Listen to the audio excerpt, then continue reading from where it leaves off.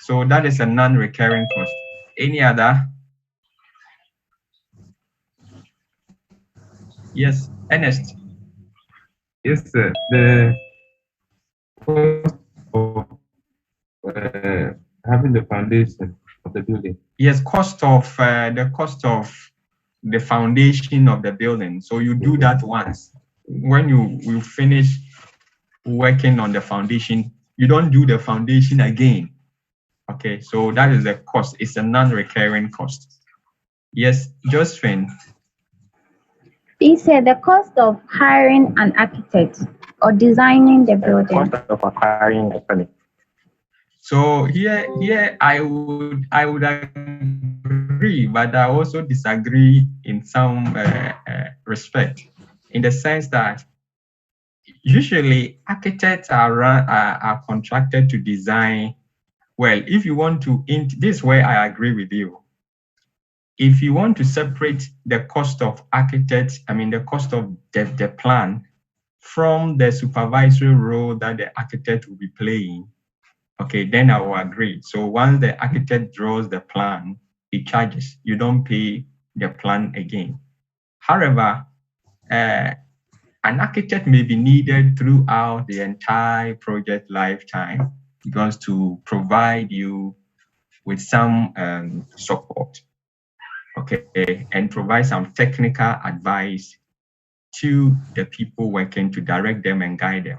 Okay, so I agree and also I disagree because you couldn't explain. So if you differentiate the cost of the drawing the plan or getting the plan from the support, the cost of hiring an architect to be part of the project team. Okay, good. Yes, any other? Last one, and then I can move on. Sir, the cost of iron rods. Are you sure the cost of iron rods is a recurring cost? It's a non-recurring cost.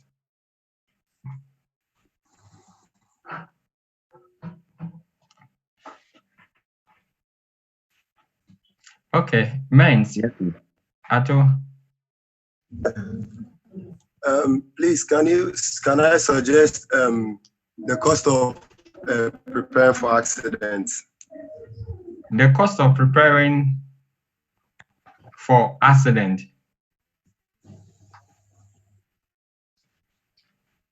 Ato, is that what you mean? Oh, okay.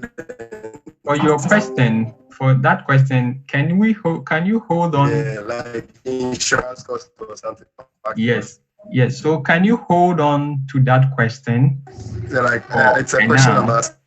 Yes, just hold on. We'll look at the cost later. Okay. That should be able to address that one. Okay. Yes, Priscilla. Hello, sir. The cost of a foundation. Yes, somebody has said the cost of foundation, you incur it once. Okay. Yes. The legal fees. Hello, sir. Please, cost of ceiling. Yes, there's roofing cost. You roof your building once. Okay. Once you incur the roofing, that's all. Okay. But the recurring costs are basically materials. For instance, cost of cement. You will never stop buying cement until you are done with the project. So these are recurring costs. Okay. Some materials also may be non-recurring costs. It's important you understand that. Now, the most important thing here is that. Hello, sir. Yes. Hello, sir. Please, I want to ask about the fixtures, like the doors, the tile, and then the bathroom. Are those ones also non-recurring or recurring costs? Pardon, what again? What? I'm asking if the cost of fixing doors, like fixtures, door, the fixtures you put in the bathroom. Yes. So those ones, if you are incurring them once, then they become non-recurring. Okay. But if it's something that you keep on, but I think it's when you buy a door, once you fix all the doors to the rooms, I mean, you don't fix them again. Okay. Yes. Okay. This is just an example, and we take building as an example. So don't have your eyes only fixed on buildings, but look at other projects, bigger projects. For instance, if you are constructing a road, okay, what are the recurring costs? What are the non-recurring costs? Okay, example of a non-recurring cost could be that you have projected that in your building you need 2 pickups, okay, for the entire project duration. Once you buy those pickups, you don't buy another pickup again. So it's a non-recurring cost. However, the materials like gravels that you are using for the road construction, for example, you can't stop buying them until you finish the project. These are the issues we're talking about. Now, it is very important to differentiate these 2 types of cost, because in budget management and cost estimation, you need to highlight recurring cost versus non-recurring. So when I pick the budget, I should be able to know the costs that are recurring and the costs that are not recurring. Why do you think we need to bring these distinctions in the budget? Why do you think that we need to differentiate our recurring costs from non-recurring in the project? This is a question to all of you.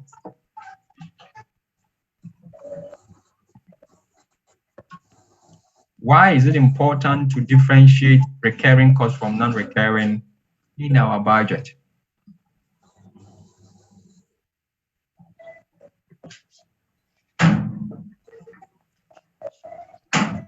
Yes, Laurita. Good morning. Good morning. I think that it's necessary for us to identify separately recurring and non-recurring so that we know the budgets for the products or the things that we'll buy once, and then the ones that are going to be periodic or are going to reoccur. Okay. Okay. Yes, any other?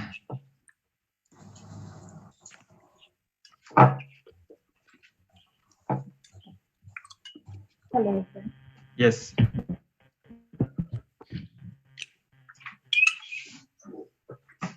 Renee, go ahead.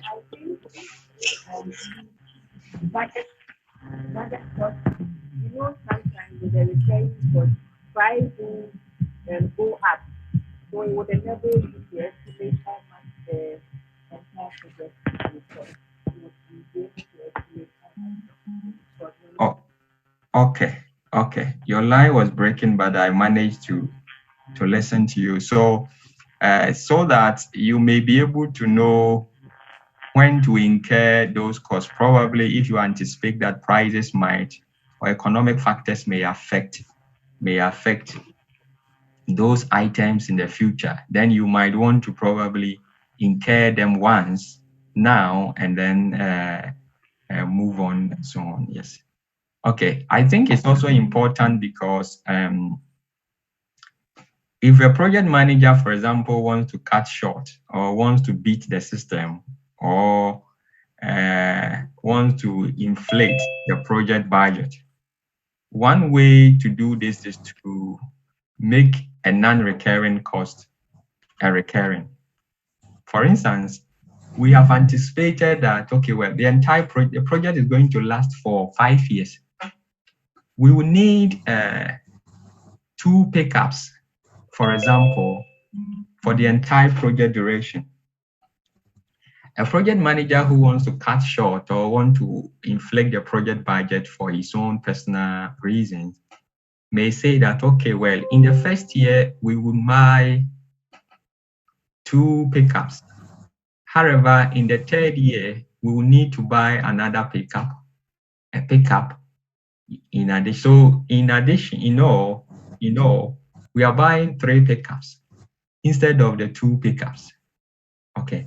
So here, what he has done is that he has duplicated or he has just made a non-recurring cost a recurring. Okay. occurring again.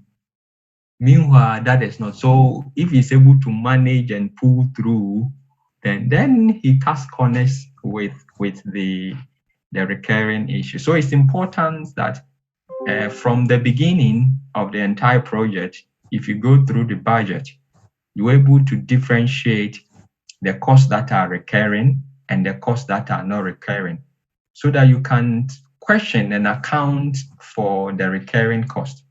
So if I know that these pickups are recurring again, then I will question, why do we need to buy another pickup again? Or why do we need to incur this cost again? So it's important for cost accounting purposes to differentiate these costs to know recurring cost and non-recurring. Okay. Yes, Silvanos. Yes, sir. So, sir, can you say it is also meant to have a clear, detailed structure of the budget? Exactly. That is perfectly so. So you have detailed to help you inform your decision and also to question any unusual observation you may find. Okay, so you are perfectly right. Okay, then we have the normal fixed cost versus variable cost. Okay, a fixed cost do not vary with respect to usage, and then a variable cost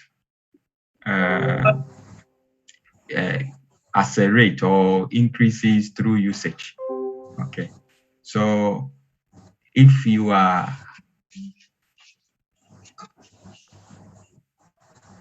for instance, you are building in terms of materials, the more materials you use, the more cost you incur. Is that not it? The more material you use, the more you incur. Now, in terms of if you have gone to hire, for instance, you have gone to hire an excavator for the month. So the whole month you are spending this amount of money on the machine. The work the machine will do, if the machine does more work, it doesn't affect how much you have paid, because you have hired the machine for a month. So if the machine is able to do more work, the more work done by the machine doesn't vary how much you pay, because you have paid for it, okay, for the month. So that is what we call a fixed cost. And then a variable cost. Variable cost always varies. Who can give me another example of these two? Variable fixed cost. It could be any example, not related to project alone, just for some of us to understand. Any cost that you think varies with an output and that does not vary with an output.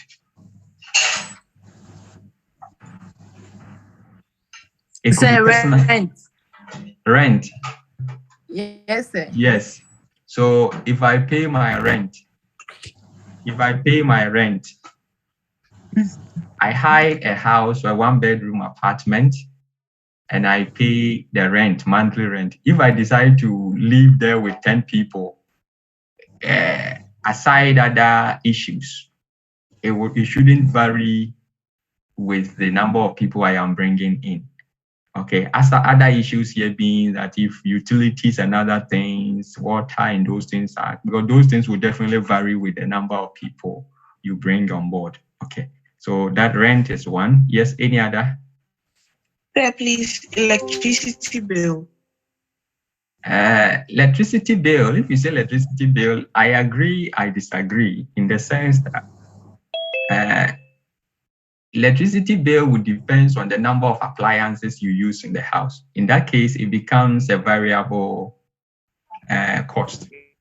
Okay, so for instance, if this month you have paid or you are paying 50 Ghana cedis, simply because you use probably your normal gadget. You have a light, an iron, you have a TV, a small deep freezer, and so on, and you pay 50 Ghana cedis. If next month you decide to bring in electric stove, electric cooker, air conditioning, of course, next month you pay more. So in this case, it becomes a variable cost. However, you see the street light we have on campus, for example, the street light we have on campus. If we decide to, when the lights are on in the night, the number of people using the light to do something doesn't vary how much we spend, the energy that goes, that is used per that night, because the light shines. Are you with me? So in this case, that light becomes a fixed cost. Is it clear? So this is why I say that. That is why I say that I agree and disagree with you. Do you understand? Yes, sir. Okay. Any other? Can I say salary and hiring of a labor? So salary is what? Salary is somehow fixed, and hiring of a labor somehow varies. Well, assuming when you hire someone and every month you pay him or her like 10 cedis, you are going to pay the 10 cedi for a period of time. But when you hire like the laborers, the more work they do or the more days they spend with you, then the more they also take from you. Okay. My difficulty relates to that is also part of your labor cost. So probably even though you are paying them per day or per an hourly basis, okay, it is also part, it could also be counted as a wage or a wage. Okay, but I see the logic in what you're saying. Okay, thank you. So that is that. So you should be able to know the difference between a fixed cost and variable cost. Then we have what we call the normal cost versus expedite or expedited cost. When we say normal costs are the costs you have planned to incur. So you are traveling to Kumasi, you have budgeted that, well, with all things being equal, 150 Ghana cedis should be able to take me to Kumasi in and out, okay, with all your rounds. However, you anticipate that certain things might happen, and because you want to return on time, you don't want anything to delay you, you have to pick another additional money on top of the 150 Ghana cedis. The additional money you put aside to cater for the unexpected so that you are still able to return on time, okay, is what we call expedited cost. Okay. When we say expedite, it means to speed up something, okay, to facilitate the processing of something within a short period of time, okay. So these are expedited costs, are additional costs you incur. They are unplanned costs, and you incur them because you are taking steps to speed up the project completion, okay, to speed up the project completion. So you should also know that these are the differences, okay. A cost on project can also be looked at in terms of normal versus expedited cost. Okay, good. Now here we just want to look at the classification. Yes. Yes, please. The expedited cost, is it always budgeted? No, it's not budgeted. It's unplanned cost. These are unplanned costs that you incur. Okay. But you may need to plan. You may need to plan them. If I say you may need to plan them, means that it then becomes something like a contingency plan you are putting in. Even though you have your normal cost, but you are anticipating that, well, any unforeseen, unplanned issue may happen that you may have to handle it because you don't want the project to delay. If you want to go through the normal process of handling the unforeseen event that may happen, then it might delay the project. to a large extent, and knowing that any delay in a project may have a severe consequence on the project output, you may always have to, or you may always want to put some additional money aside. In this case, you are planning for the unforeseen. Okay. However, the intention is to incur this cost so that you're able to speed up the way things should go. Okay. Or let me give you another example. For example, you are the project manager. You have your daily plan or daily output.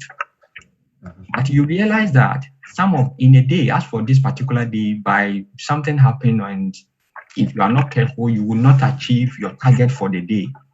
So to be able to speed up your work to achieve the target of the day, you call in 2 or 3 people, you employ 2 or 3 people addition to come and add up with your current one so that you're able to meet your target for the day. That becomes an expedited cost. It wasn't part of the plan. However, the need be that you need to speed up the process, and therefore you bring these people on board. So that cost is not your normal cost. It's a cost that is unplanned, but it's intended to speed up the way things the project should go. All right, sir. I'm asking because I think my organization is facing a similar issue. I work with an USAID organization. We are carrying out a poultry impact evaluation. So there is data collection going on the field.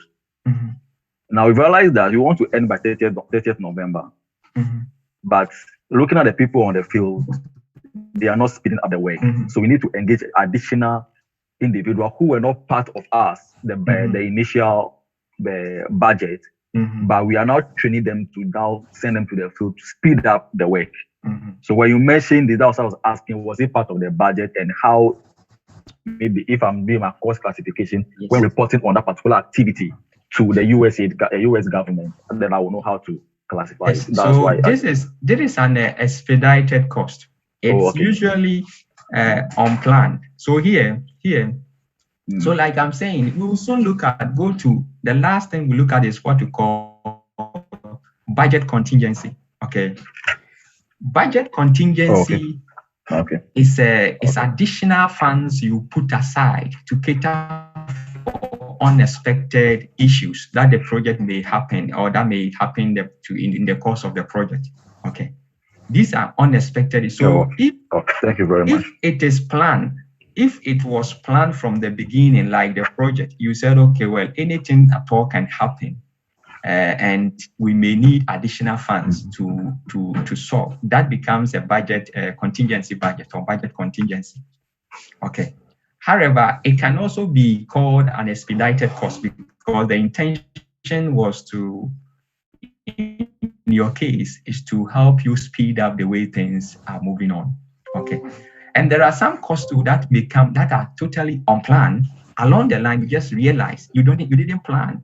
But along the line, you realize that you really need to get that done. Okay. Otherwise, things might go bad. And that is also what we call expedited cost. Okay. So your example is just a perfect example of expedited cost. All right, boss. Thank you. All right. Thank you. So here we are just describing the cost examples of costs and trying to look at whether they are direct, indirect, recurring. So here, the type, we have direct and indirect. In terms of frequency, how the cost occurs. Okay, the number of times the project occurs. Sorry, the cost occurs. We have recurring, non-recurring. In terms of adjustment, whether you incur it again, or whether it is a cost that is fixed or variable. And then in terms of schedule, relating to the schedule time, is it a normal cost or it is coming in to speed up the work so that you're able to meet your schedule? Then we have normal or expedited. So if you pick labor, for instance, in terms of type, is labor direct or indirect? Direct. In terms of frequency, is it recurring or non-recurring? Recurring. Okay. In terms of adjustment, is it fixed or variable? Variable. Fixed. Okay. Is it normal or expedited in terms of schedule? On the boat.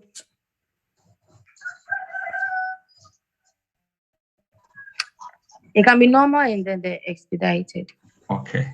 But here we are talking about direct labor. It's normal. Normal. So it's normal. Okay.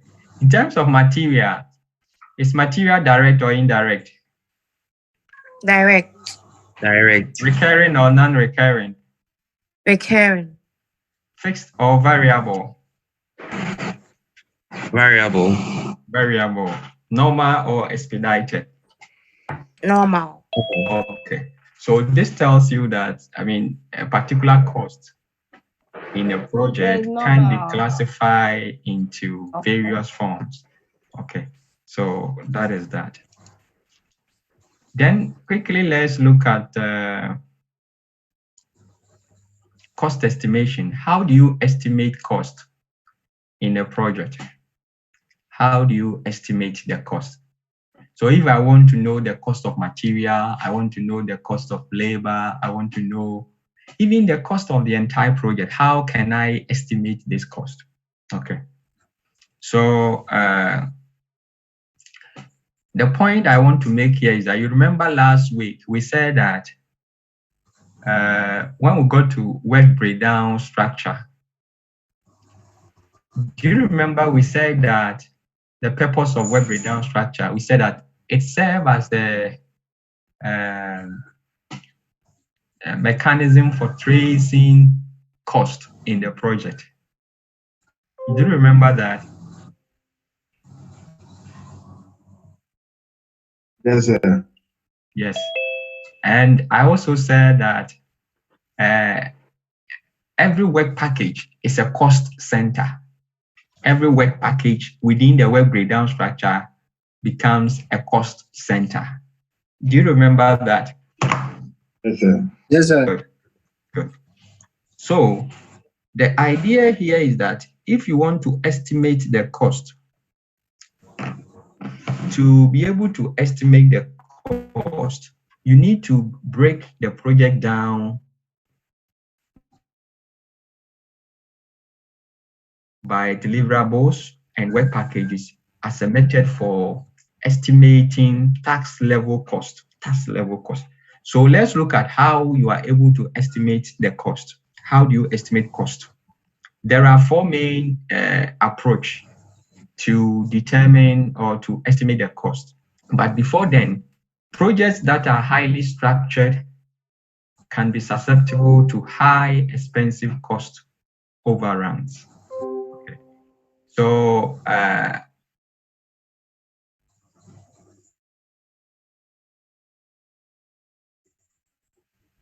what point would we have cost overruns, or what are the problems associated with cost estimation?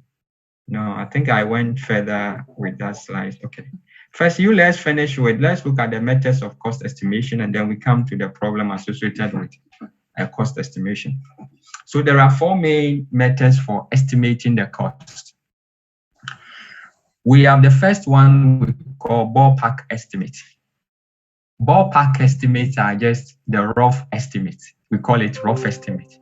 You make a rough estimate with some degree of knowledge and confidence, but it's just a figure that falls within a reasonable range.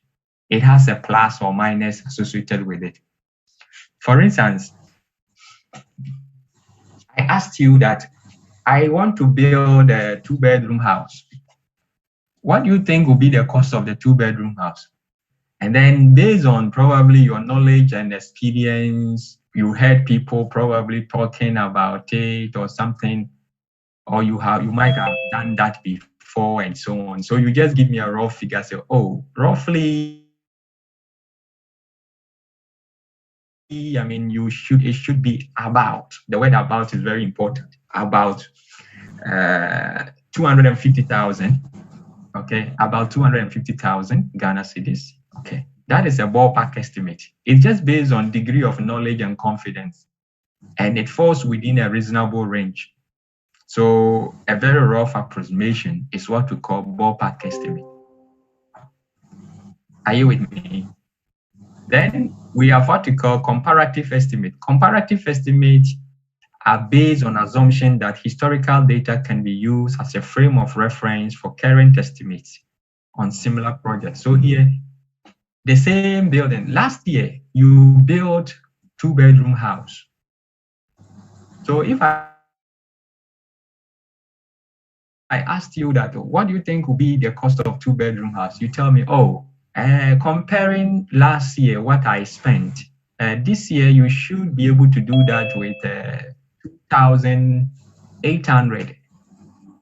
Because last year I did it for 2,500. So this year, 2,800 should be able to build a 2-bedroom house.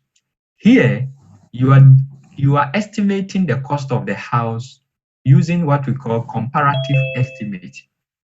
Comparative estimate.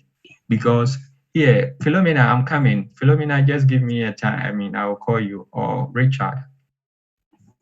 Here, you are using comparative estimate because you are making this estimation based on the historical data. You have a data on how much you spent last year. So this year, you are using that data as a reference point to be able to determine this year's estimate. And that is what we call comparative estimate. It is different from ballpark estimate. Ballpark estimate is just based on, it's a rough estimation about. But here is exact estimate. But the basis of that estimate is based on previous historical or previous data. Okay, good. Yes, Philomena. Is it Philomena? Hello, sir. Yes. Please, so you, with the comparative estimate, you are saying that it's based on historical data. But then with the ballpark estimate, with the example you gave, isn't that one also historical? Like no, so here the issue is that your knowledge. You see, ballpark estimates are based on degree of knowledge.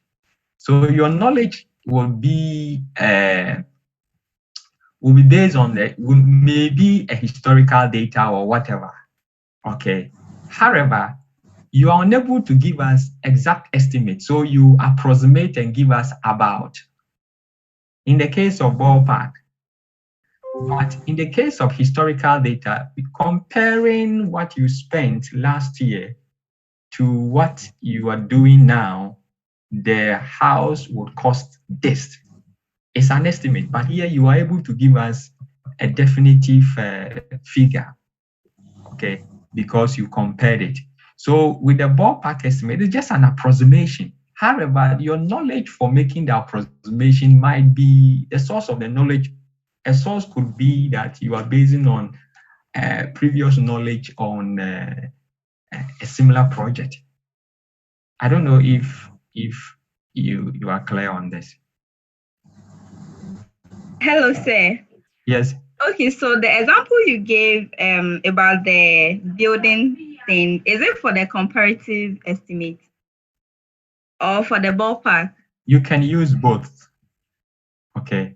You can estimate the building using a ballpark estimation or comparative estimation. And let me tell you, okay, let me give you an example. Sir, please, can you tell me the difference? Let me change the, okay. Let me finish describing all these, okay? And after that, I'll give you another example. Maybe the example I gave wasn't so clear, okay?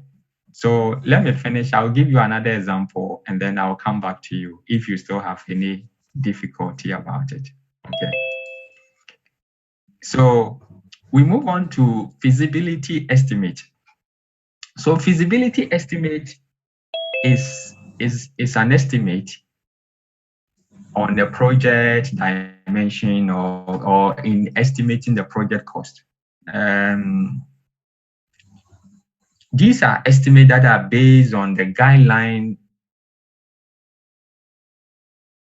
on real numbers, real figures. So here I asked you 2-bedroom house, find out the material cost of each of the material, or just go and find out the current or the real price of a 2-bedroom house, and then you tell me that it will cost you this.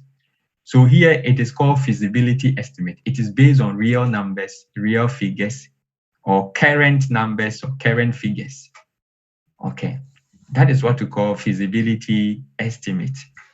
When we say the word feasibility simply means, if I say that we are going to do feasibility analysis or feasibility studies, here we go to the site to see what is there. So here we determine the estimate based on actual or real figures we find in the market or so. Then we have the final one called definitive estimate. Definitive estimate are estimates of the actual project cost.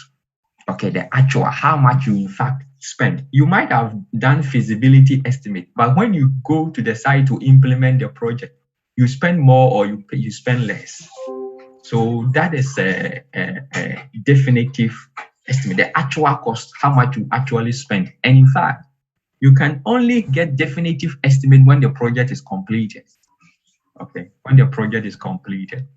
So you realize that the level of accuracy or the error margin, Maureen, just give me a minute, I'll call you. The error margin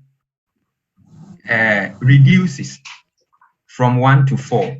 Okay, from 1 to 4. Let me give you an example to explain all. Probably that will clarify the questions that Philomena and probably what some of you might have. Let's say that I want to buy an iPhone. What is the latest iPhone? Pro Max, right? 13. iPhone 13. Me, I'm not an iPhone person. So Yeah, 13. iPhone 13. Okay. Pro Max. Okay. So I want to buy iPhone 13 or iPhone Pro Max. Now I asked you that, can you tell me the cost? Can you estimate the cost of iPhone 13 Pro Max for me? Then you tell me, oh, iPhone 13, it will be about 4,500. Okay. That is a ballpark estimate. It's an approximation you are giving me. Okay. Now the same iPhone 13. Then I asked you, then you asked me, okay, don't worry. I know a friend who bought iPhone 13, the same phone 6 months ago or 1 year ago. So you pick your phone and you call the person. How much did you buy your phone last year or 6 months ago? And the person tells you, I bought it 2,500 or 3,000. Okay. So if you bought it 2,000 or 3,500, this year, how much will it cost? Okay, let's say 4,000. The 4,000 you are giving me as an estimate of the cost of the phone is based on the historical data, actual historical data of somebody buying it. So here, this price is based on comparative estimate. Then the same issue, instead of calling a friend, you say, oh, I know a friend who has a shop. They sell phones, iPhone phones. So you pick the phone and you call the shop and ask, how much is iPhone Pro Max going? And they tell you that it's 4,000. This is a feasibility estimate because you are getting the real value, how much is going for the real value, not based on previous or not based on the approximation. Okay. Now, the definitive is that, okay, you want to buy, so you walk into the shop and then you ask the phone and they tell you that, oh, it's 4,000 as they told you on the phone. However, you're able to, because you have come on Christmas, there's a discount or we are running promotion and so on, or you negotiate and they give it to you 3,500. The 3,500 this time around is the definitive, actually how much you spend on the phone is the definite estimate. Is the definite estimate. Is it clear? Have I been able to, Philomena? Is your explanation? I mean, is your question addressed? So, sir, if I'm getting you well, it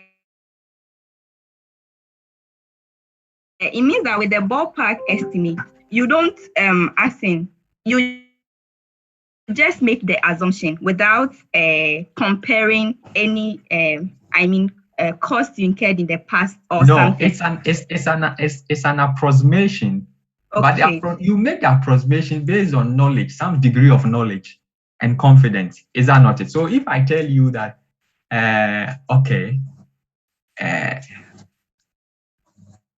if I ask you a question, can you tell me how much you spend in buying probably your computer? Or, I mean, how much you think a computer will cost? You can't tell me an approximation without having a knowledge of something. So the approximation, you make approximation based on some, it could be a knowledge, and the knowledge could be a historical knowledge. Probably you bought it yourself. However, it is an approximation. It falls within a range. Look at it. The estimated figure falls within a reasonable range of values. Okay. But in the case of comparative estimate, based on the historical data, your past data you have on there, or a similar project you executed, this project will cost this. And this one is more accurate than the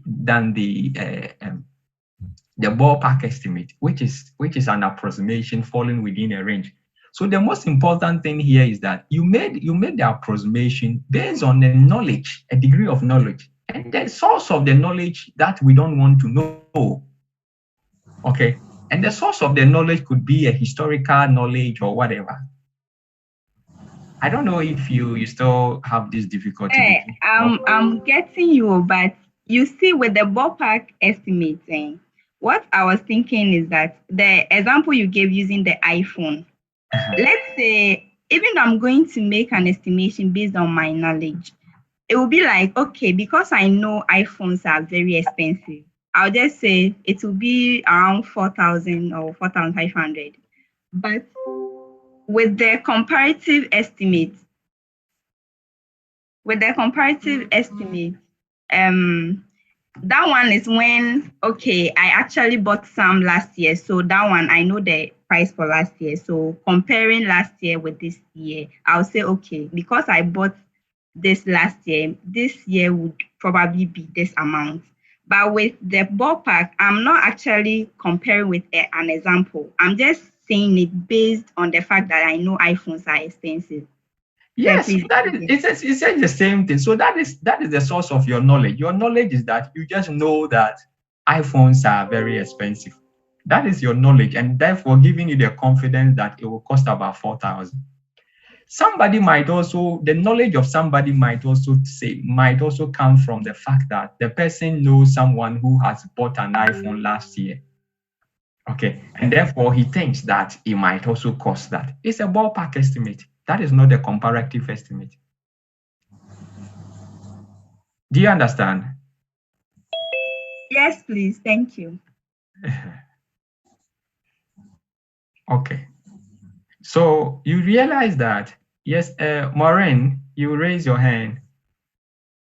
Please, I wanted to ask if feasibility estimates can also be called standard cost, and definitive will be the actual cost. Yes. I think these are terminologies. I think actual cost. In fact, definitive estimates are called actual cost, okay, by themselves. And then feasibility costs are what you get on the market. Okay, and I think the word standard cost is also, goes for it. Okay. Or somebody will say ideal cost, if you want to use another one, the ideal cost. So what you find on the market. But usually that is, since it's an estimate, you might even get some plus or minus, and you get to know the actual cost, which is the definitive at the end of the project. Okay, good. Now, there are always problems associated with cost estimation, meaning that cost estimations are always not accurate you do cost estimation and you end up having a lot of cost overruns. So you ask yourself, what are the reasons? I did this estimate. However, I am spending more than I anticipated or I estimated. So what are the common reasons for cost overruns and therefore the problems associated with cost estimation or estimate? There is a first one we call low initial estimate. Low initial estimates are caused by misperceptions of the scope of the project to be undertaken.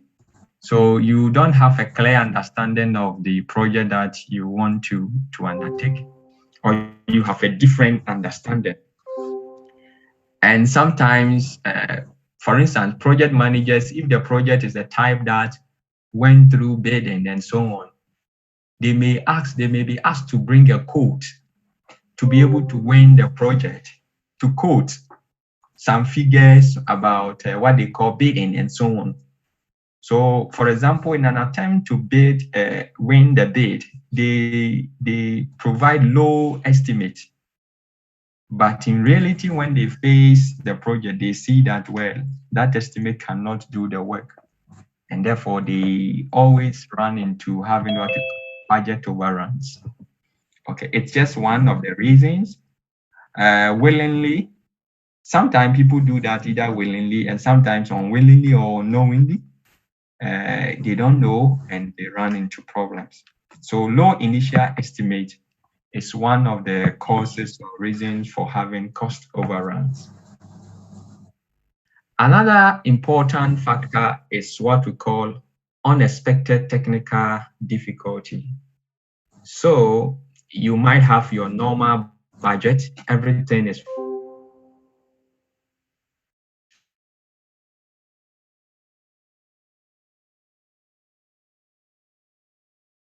fine. However, along the line, issue, technical challenge happening, and therefore you might need more money or you might incur more cost in solving the technical difficulty. In so doing, you have cost overruns. Okay.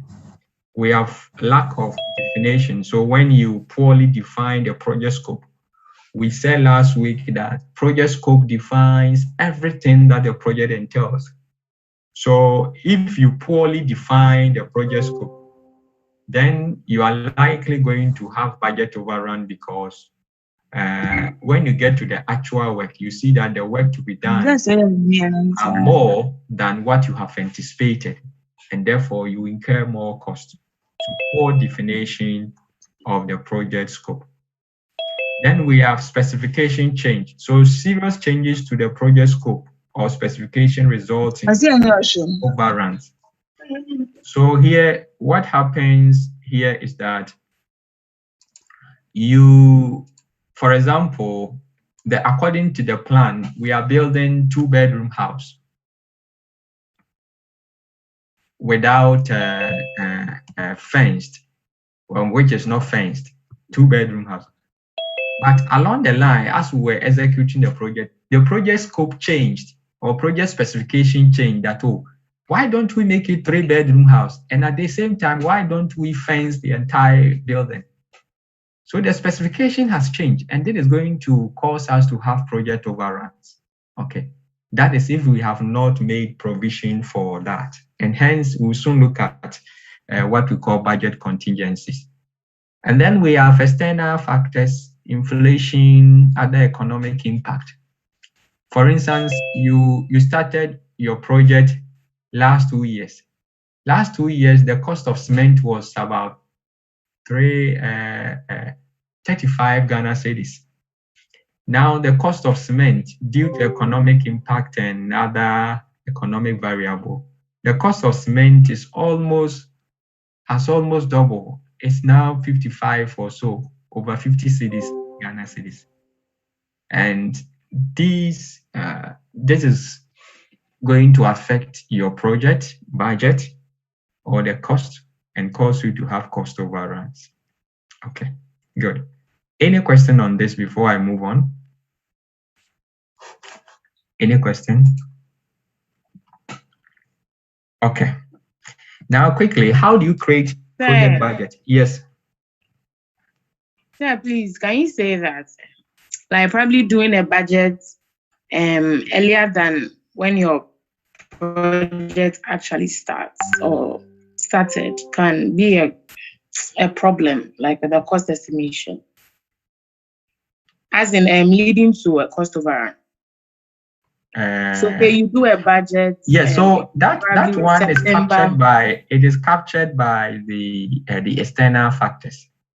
Okay. That is what I explained. So for instance, all things being equal, if you do a project budget this year and you implement it next 2 years, if the economic conditions remain the same and you haven't changed the project specifications and nothing will change. So that is captured in the external factors or the inflation or the economic impact. Yes, please. Thank you. Okay.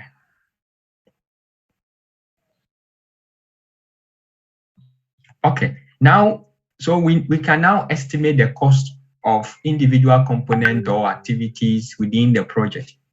Okay, using any of the cost estimation methods. Are we together?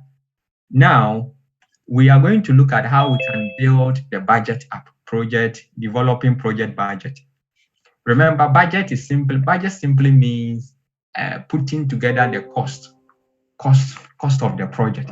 Now we have estimated the cost, okay, either using ballpark or using feasibility, comparative, or whatever.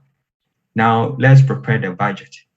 A project budget is a plan that identifies the allocated resources, the project goals, and schedule that allows an organization to achieve those goals. The process of developing a budget is a mixture of estimations, analysis, intuitions, and repetitive work. As a cornerstone of project planning, the project budget must be coordinated with project activities defined in the work breakdown structure. So here again, we have come back to the work breakdown structure. And if you remember, we said that the project work breakdown structure is the cost center, okay, showing us the actual cost or what would be incurred, okay, on the project is occurred at the work breakdown structure. Okay, so if you are doing the project budget, what you are doing is that you are looking at all the activities that will be carried out within the work breakdown structure, and then you put together all the costs. Okay. So how do you do project budget? There are 3 or 4 main approaches you can follow. I think 3. The first one is what we call the top-down budgeting. Top-down budgeting requires a direct input from the organization's top management. They make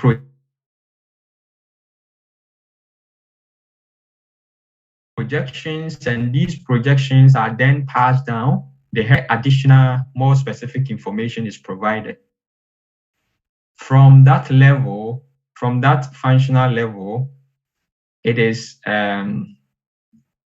pushed down at each step down the hierarchy. The project is broken down into a more detailed pieces until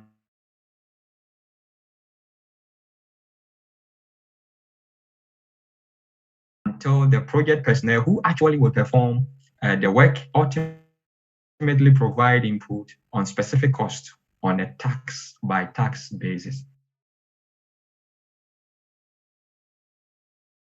So top level management starts, they make projections, and then they also make an input and define other detailed activities that will be performed. Then they push it down until it gets to the final level where actual works are done, and they also make an input and together put everything together. This is what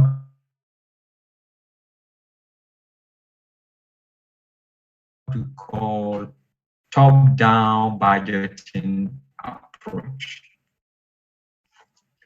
The other one is what we call bottom-up budgeting approach, which is the opposite of this. So here,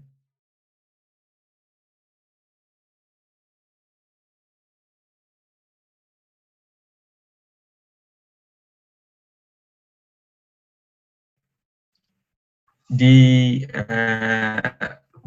budget starts at the basic level. And remember, the basic level is where we have the work breakdown structure